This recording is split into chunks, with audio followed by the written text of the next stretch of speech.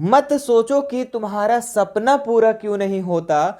हिम्मत वालों का इरादा कभी अधूरा नहीं होता।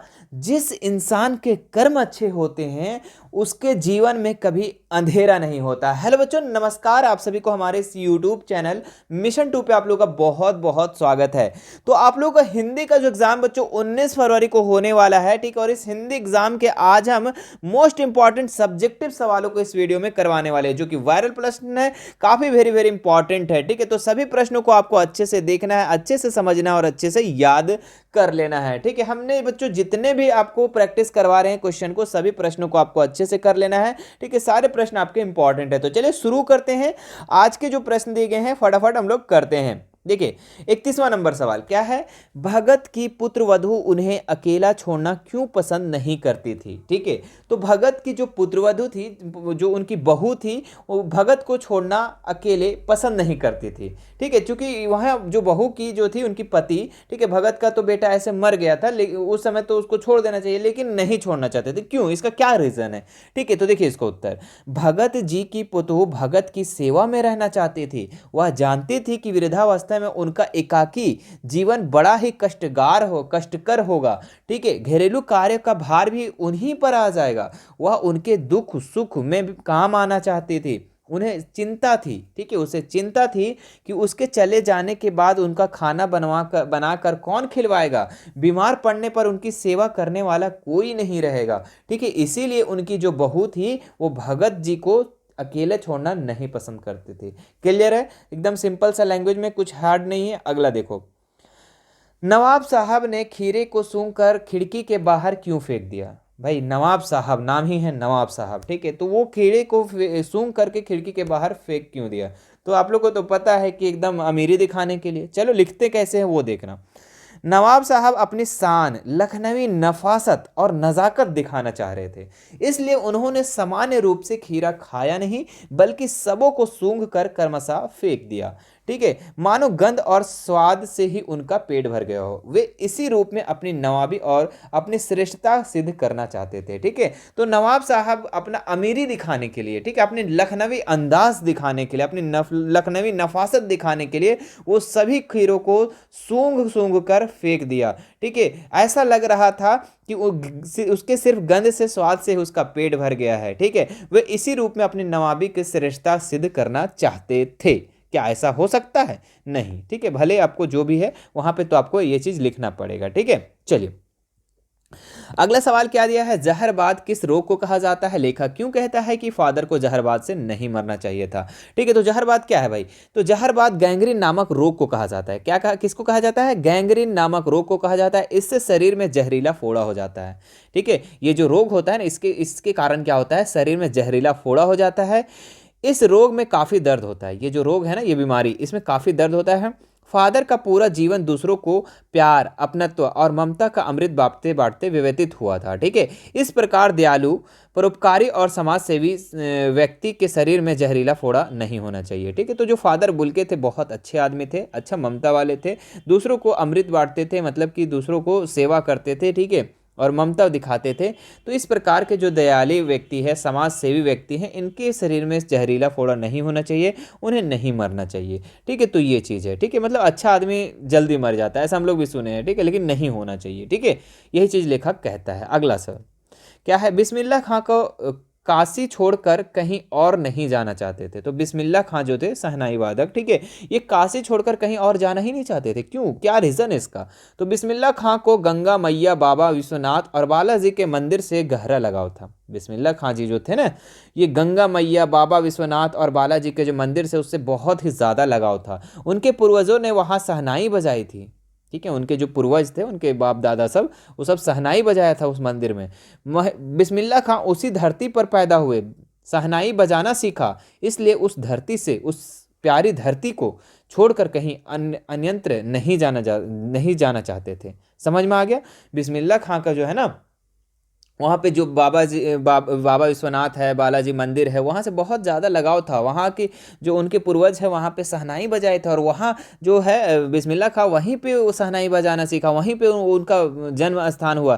तो इसीलिए वो उस धरती को वो नहीं छोड़ना चाहते थे। सिंपल अपने लैंग्वेज में लिख सकते हो। अगला सवाल क्या है? गोपियाँ व्याधि किसे मानती है? गोपियाँ उद्धव को व्याधि किसे देने की सलाह देती है? ठीक है, तो गोपियाँ उद्धव द्वारा बताई गई योग की बातों को व्याधि मानती है। ठीक है, मतलब योग की बातों को क्या मानती है? व्याधि मानती है। और गोपियाँ उद्धव को व्याधि उन लोगों को देने की सलाह देती है जिनका मन किसी एक के प्रति समर्पित नहीं है। ठीक है, जिनका मन भटका हुआ है उन्हें योग की सलाह देती है, उन्हें व्याधि देने की बात करती है। ठीक है, तो ये चीज़ है। चलिए आगे बढ़ते हैं हम लोग नेक्स्ट सवाल में। नवाब साहब ने बहुत यत्न कर, मतलब बहुत ही प्रयत्न करके काटा, खीरा को काटा, नमक मिर्च बुरका और अत्यंत सूंघ कर खिड़की के बाहर फेंक दिया। उन्होंने ऐसा क्यों किया होगा? उनका ऐसा करना किस स्वभाव को इंगित करता है? तो सेम सवाल है मेरे प्यारे बच्चों। ठीक है, जो हमने ऊपर करवाया है। ठीक है, एक बार देख लेंगे। नवाब लोगों के मन में नवाबी धाक जमाने की प्रवृत्ति रहती है। बिल्कुल, जो अमीर रहते हैं एकदम सोचते हैं कि हम अमीरे हैं, है ना, तो इस तरीके का उन लोगों में प्रवृत्ति रहती है। वे सामान्य जीवन की पहलुओं को छोड़कर नए नए सूक्ष्म तरीके खोजते हैं। वो अपनी अमीरी को सहाबी दिखाना चाहते हैं और बैठे बैठे खीरा खाने की तैयारी कर रहे थे। लेकिन लेखक को देखकर उनकी साहबी जाग उठी। ठीक है, सहाबी जो है जाग उठी, और वे खाने का दिखावा करने के लिए खीरे के प्रत्येक टुकड़े सूंघ सूंघ कर खिड़की के बाहर फेंकते गए। इस प्रकार नवाब साहब के लेखक के सामने अपनी नवाबी स्वभाव का प्रदर्शन कर लेखक को प्रभावित कर दिया। ठीक है, लेकिन ऐसा बताइए, बेवकूफ़ समझेगा, बोलेगा कि खीरा खाया, खीरा इतना अच्छा काटा और लगाया और बाहर फेंक दे रहा है, भैया ये कौन सा बुर्बक आदमी है। ठीक है, लेकिन वो अमीरी दिखा रहा था। ठीक है, चलो तो अपने लैंग्वेज में लिख देना। अगले सवाल, क्या फादर बुल्के के सन्यासी की परंपरागत छवि से अलग एक नई छवि प्रस्तुत की? कैसे की? तो ईसाई पादरी एवं परंपरागत रूप से अलग जिंदगी व्यतीत करते थे। दूसरी ओर फादर बुल्के पादरी होकर भी परंपरागत छवि से अलग हटकर एक नए किस्म की जिंदगी व्यतीत करते थे। ठीक है, वे सभी पादरियों से भिन्न थे। ठीक है, मतलब ये भी एक तरीके से सन्यासी थे, लेकिन फिर भी ये क्या थे कि ये अलग से, सभी से थोड़ा अलग थे, भिन्न थे। सन्यासी होने पर भी, मतलब ये सन्यासी भी थे, ठीक है, लेकिन ये अलग, अपना एक अलग छवि बना। देखिए सन्यासी बहुत सारे हैं, लेकिन ये वायरल क्यों हुए, तो यही चीज़ बता रहा है। ठीक है, परिचित से गहरा लगाव रखता थे। ठीक है, वे सभी से मिलना जुलना पसंद करते थे। ठीक है, वो सभी से, जितने भी लोग हैं सभी से मिलना जुलना पसंद करते थे। वे सभी को गले लगा कर मिलते थे, गला मिलते थे। ठीक है, संसारिक और अभी के सन्यासी नहीं नहीं नहीं नहीं नहीं नहीं नहीं नहीं, दूर दूर हटो, है ना, इस तरीके से संसारिक माया मोह से लिप्त लोगों को साथ रहकर निर्लिप्त रहते थे। वे केवल अपने धर्म के लोगों को ही आदर नहीं, सभी धर्मों का आदर करते थे। ठीक है, वो सभी धर्मों का आदर करते थे। ठीक है, ये इसमें अलग गुण था। ठीक है, फादर बुल्के में वे सर्वधर्म समन्वय की नीति पर चलते थे। लोग उन्हें पादरी नहीं, अपना संरक्षक मानते थे। सोच लीजिए, ऐसे थे लोग। ठीक है, चलिए अगला सवाल देखते हैं। लेखिका के अनुसार पड़ोस कल्चर, ठीक है, जो पड़ोसी का कल्चर होता है, ठीक है, ना होने के क्या दुष्परिणाम हो रहे हैं? ठीक है, अथवा ऐसे भी सवाल आ सकता है, मनुष्य के जीवन में आस पड़ोस का बहुत महत्व होता है, परंतु महानगरों में रहने वाले लोग प्रायः पड़ोस कल्चर से वंचित रह जाते हैं। इस बारे में अपना विचार लिखिए। तो सिंपल है। ठीक है, आप लोगों को पहले क्वेश्चन समझा देते हैं। ऐसे ऐसे क्वेश्चन आते हैं ना, तो आप लोग डर जाते हो, लगता है कि ऐसा कैसा क्वेश्चन पूछ दिया। और भाई सिंपल है, उसमें आप ध्यान दोगे तो बहुत आसान सवाल। मतलब लेखिका के अनुसार बोल रहा है कि जो पड़ोस का कल्चर नहीं हो रहा है आजकल, देखते हैं कि आप लोग पड़ोसी से भी मतलब नहीं रख रहे हो। ठीक है, पड़ोसी से भी मतलब नहीं है। ठीक है, जो कि दुख सुख में साथ देता है, पड़ोसी से भी मतलब नहीं है। ठीक है, अपना काम, और खास करके ये टाउन में हो रहा है। ठीक है, जो महानगर है वहाँ पे ये खास चीज़ हो रहा है कि वहाँ पे पड़ोसी से कोई मतलब नहीं, कोई लेना देना नहीं। ठीक है, अपना काम कमाओ और खाओ और सो जाओ। ठीक है, कोई पड़ोसी से मतलब नहीं। यहाँ तक कि दिल्ली से बात हो रहा है, मुंबई से बात हो रहा है, लेकिन पड़ोसी से बात नहीं हो रहा है। तो ऐसा होता है। तो यही चीज़ है कि उसके कुछ दुष्परिणाम हो रहे हैं। ठीक है, तो वो क्या है, इसका अपने बारे में आपको लिखना है। देखिए, पास पड़ोस है ना, आस पड़ोस लिखिए या पास पड़ोस। आस पड़ोस के मनुष्य की वास्तविक शक्ति होती है। ठीक है, पास पड़ोस जो होते हैं, अच्छा पास पड़ोस, सॉरी, जो पास पड़ोस होती है, जो पड़ोसी होती है, वो मनुष्य की वास्तविक शक्ति होती है, एक्चुअल में शक्ति होता है। जो दिल्ली से बैठे बैठे बोल रहा है अरे कौन क्या कर रहा है यार, हम पीट देंगे उसको, तो वो गलत है। जो बगल वाला है वही साथ देगा। ठीक है, जब कुछ आपके साथ होगा ना, आपको जब हॉस्पिटल ले जाना होगा या कहीं पे भी आपको मारपीट होगा, तो सबसे पहले बगल वाला बचाएगा। वो तो फ़ोन पे सिर्फ बोल रहा है कि हम हैं, ये है वो है। तो अभी लोग क्या कर रहे हैं, सोशल मीडिया से जुड़ रहे हैं, पड़ोसी को ध्यान ही नहीं दे रहे हैं। पड़ोसी क्या मतलब, किसी से कोई मतलब नहीं, ठीक है, पड़ोसी को नहीं ध्यान देते हैं। क्या देखते हैं सोशल मीडिया में, अरे मेरा दोस्त तो फेसबुक पे इतना दोस्त है, इतना, अरे कब काम देगा जी वो, कब काम देगा, ठीक है, कब काम देगा आपका, बताइए। चलो, किसी मुसीबत में तत्काल पड़ोसी काम आते हैं, ठीक है, बिल्कुल, मुसीबत में, खुशी में, हर समय में वो साथ देते हैं। पड़ोस कल्चर हमें सुरक्षा और अपनात्व प्रदान करती है, हमारा जीवन सामाजिक बनी रहती है, ठीक है। परंतु यह दुर्भाग्य की बात है कि आज नगरों और महानगरों में पड़ोस संस्कृति खत्म होती जा रही है, बिल्कुल, है ना। टाउन वगैरह में, शहर में इस तरीके का जो संस्कृति है, पड़ोस की संस्कृति, वो खत्म होती जा रही है।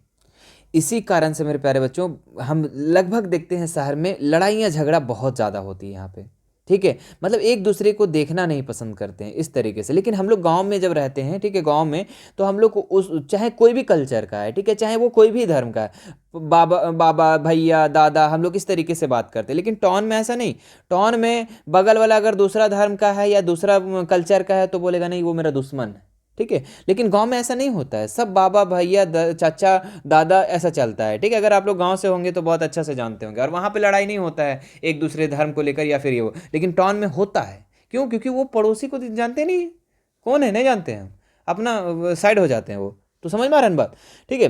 अब एक नई संस्कृति का जन्म हुआ है जिसे फ्लैट संस्कृति कहा जाता है, बिल्कुल। अब जो है ना, एक नया संस्कृति का जन्म हुआ है, एक नया कल्चर का जन्म हुआ है जो फ्लैट संस्कृति है। हम आप फ्लैट ले लिए हैं, माँ बाप को छोड़ दिए घरे, ठीक है, और हम फ्लैट में रह रहे हैं। बताओ, लोग अपने फ्लैट रूपी पिंजरे में बंद होकर जीने के अभ्यस्त हो गए हैं, बिल्कुल, एकदम फ्लैट में रहने लगे हैं, एकदम किसी से कोई मतलब नहीं, एकदम पिंजरा टाइप से बंद कर रखा है। बच्चे में खुलापन महसूस नहीं करते, ठीक है, बच्चे जो है, बच्चे भी खुलापन महसूस नहीं करते। इससे मानवीय और सामाजिक संवेदना लुप्त होती जा रही है, ठीक है। आप एक दूसरे की सहायता करने की भावना खत्म होती जा रही है। समझ में आ रहा है बात? तो इस तरीके से आप अपना लिख सकते हैं, ठीक है, अपने विचार में लिखना है। चलिए अगला सवाल देखते हैं हम लोग, ज़्यादा टाइम नहीं देंगे वरना हमारा लेक्चर अगर सुनेंगे तो बहुत ज़्यादा बड़ा लेक्चर हो जाएगा हमारा, ठीक है। चलिए, जो कि आप अगर लेक्चर मेरे एक बार सुन लेंगे ना तो हमको लगता है 2-3 पेज लिख दोगे। चलिए, क्या है, गोपियों ने अपने वाक्य चातुर्य के आधार पर ज्ञानी उद्धव को परास्त कर दिया, ठीक है, और उनके वाक्य चातुर्य के विशेषताएं लिखिए, ठीक है। तो देखिए इसका क्या लिखेंगे उत्तर। गोपियों ने वाक्य चातुर्य अनुपम था, वे बात बनाने में किसी को भी पछाड़ सकती थी। गोपियाँ मतलब बात बनाने में बहुत ही किसी कोई भी बात बना लेती थी फटाक से, है ना। गोपियाँ इस बात को समझ चुकी थी कि उद्धव वास्तव में कृष्ण का संदेश सुनाने नहीं आए हैं, बल्कि वे उन लोगों के बीच ज्ञान मार्ग का व्यापार करने आए हैं। गोपियों के हृदय में कृष्णा के प्रति सच्चा प्रेम था, ठीक है। गोपियाँ जो है वो कृष्णा के प्रति सच्चा प्रेम था उन्हें, ठीक है। वही प्रेम की अविरल धारा उद्धव को परास्त करने में सहायक सिद्ध हुई, ठीक है। गोपियां जब एक भौरे को संबोधित करके उद्धव के प्रश्नों का ऐसा सटीक जवाब देने लगी कि उद्धव की बोलती बंद हो गई, ठीक है। अंत में उद्धव को भी अपने ज्ञान मार्ग की शुष्कता और प्रेम मार्ग की सशक्ता का ही ज्ञान हो गया, मतलब कि ज्ञान मार्ग देना आया था, ठीक है, तो प्रेम मार्ग का सशक्ता का ज्ञान हो गया, ठीक है। तो ये आप लोग अच्छे से लिख लेना। अगले सवाल देखते हैं हम लोग।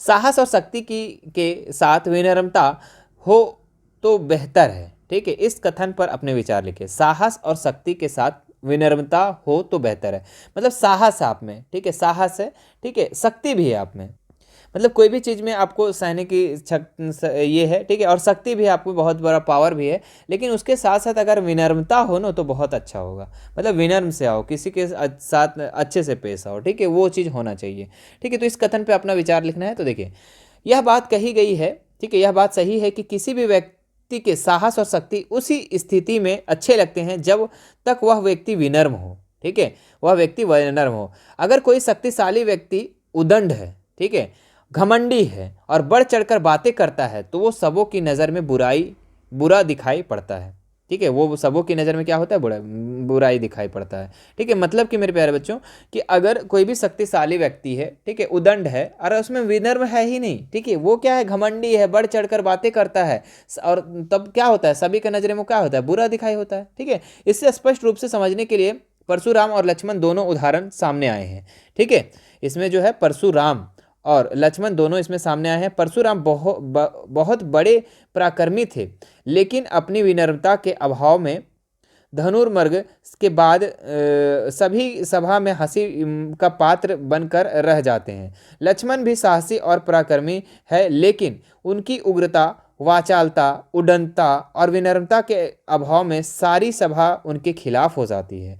दूसरी ओर राम में साहस और शक्ति दोनों है। ठीक है, राम में क्या है? साहस और शक्ति दोनों है।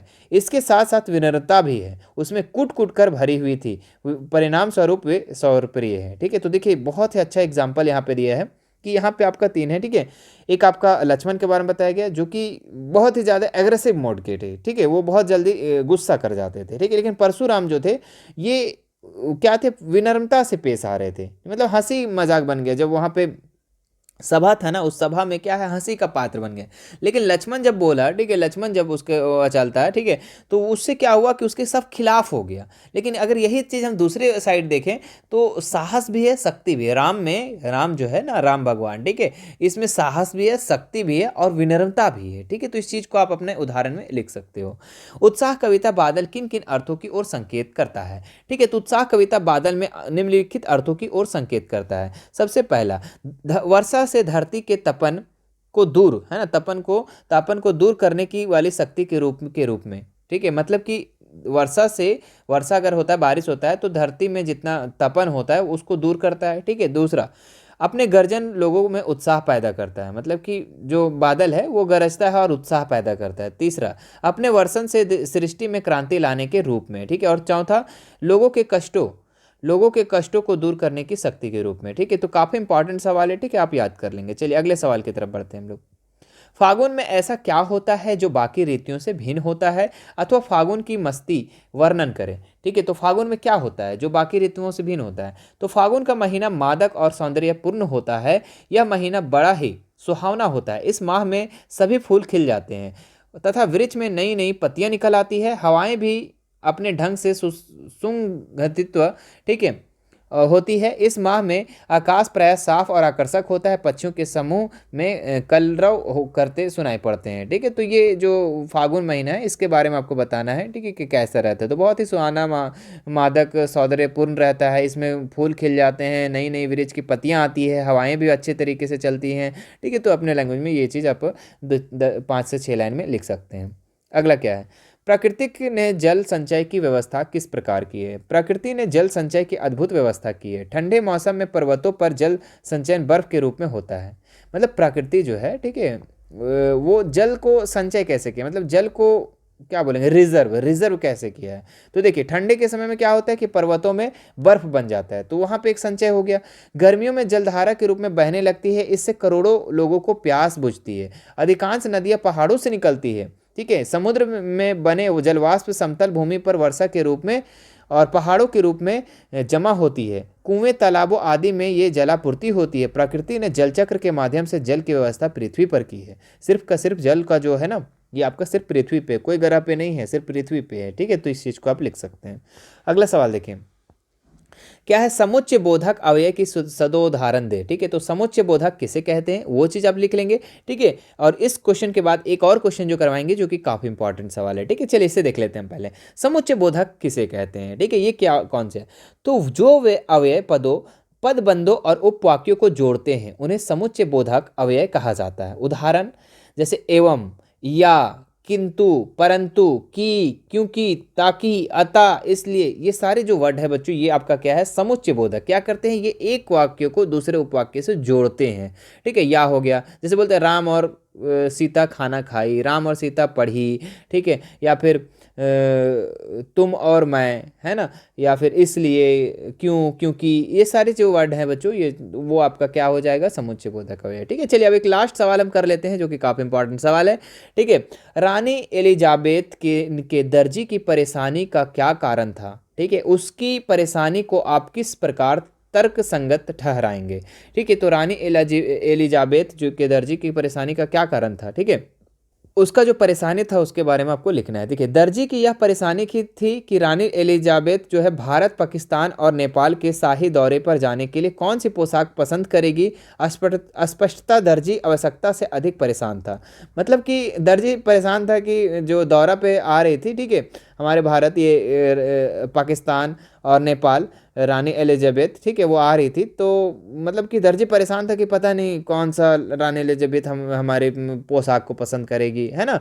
रानी अपने शाही दौरे पर कौन सी पोशाक पहनेगी यह अनुमान लगाना दर्जी का काम नहीं था, ठीक है। दर्जी का जो आदेश मिलता उसी प्रकार पोशाकों को तैयार करता, ठीक है। अतः दर्जी की परेशानी भी उसकी व्यर्थ की थी, ठीक है, और गुलाम मानसिकता के मानस पटल से भी हटी नहीं थी। मतलब कि मेरे प्यारे बच्चों, यहाँ पे जो दर्जी है काफ़ी परेशान हुआ, लेकिन उसका परेशानी होना का एकदम व्यर्थ था, नहीं होना चाहिए परेशान। क्यों?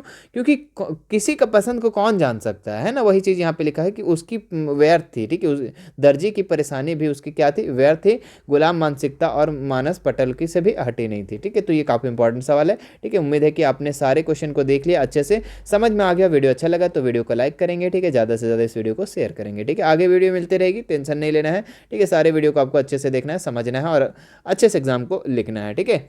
और ऑब्जेक्टिव सवाल भी आप लोग अपलोड हुए हैं बच्चों, और भी अपलोड होते जाएंगे, ठीक है, तो टेंशन नहीं लेना है। चलिए मिलते हैं नेक्स्ट वीडियो में। हमसे जुड़ने के लिए हमारा व्हाट्सअप चैनल में आप जुड़ जाएं, ठीक है। व्हाट्सअप चैनल हमारा जो है ना, वो उसमें आप जुड़ जाएं, लिंक डिस्क्रिप्शन में दिया हुआ है, उसमें जुड़े रहेंगे, आपसे हमसे बात होते रहेंगे हमेशा, है ना। चलिए मिलते हैं नेक्स्ट वीडियो में। Thank you so much.